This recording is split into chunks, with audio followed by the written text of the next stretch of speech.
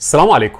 اوقات كتير يا صديقي بنصمم ديزاين واحنا فاهمين احنا بنعمل ايه كويس، وبنقول ان الديزاين ده هيشتغل حلو قوي مع اليوزرز، بس بنكتشف ان اليوزر بيواجه مشاكل احنا مش قادرين نحدد هي ايه بالظبط.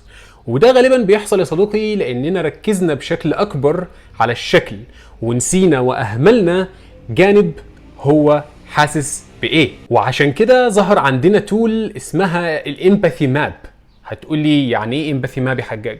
هقول لك ببساطه يا صديقي، دي تول بتساعدنا ان احنا نحط نفسنا مكان اليوزر ونسال نفسنا هو بيقول ايه، بيعمل ايه، بيحس بايه، بيشوف ايه، وبيسمع ايه.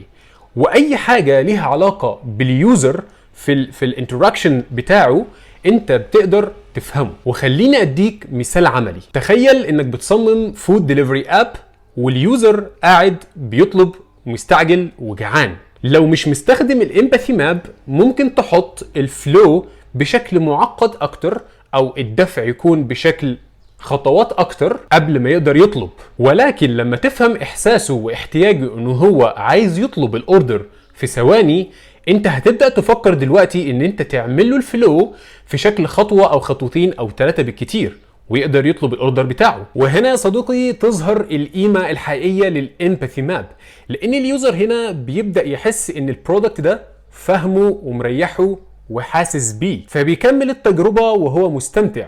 وده كمان مع الوقت هيخلق عنده الولاء للبرودكت، وكمان ممكن يعملك حاجة اسمها الووم او الورد اوف ماوث ماركتنج، وانت المستفيد. ومن ناحيه البيزنس مش هقول لك طبعا ان ده بيقلل الدروب اوف وبيزود عندك الكونفرجن ريت، لانك بتقدم حل حقيقي فعلا وبتحافظ على المستخدمين بتوعك. يعني باختصار يا صديقي، الامباثي ماب مش مجرد مربعات او مكان انت بتملى فيه اجابات وخلاص، دي البوصله اللي بتخليك تبني برودكت ياخد عقل وقلب المستخدمين وكمان يخدم اهداف البيزنس.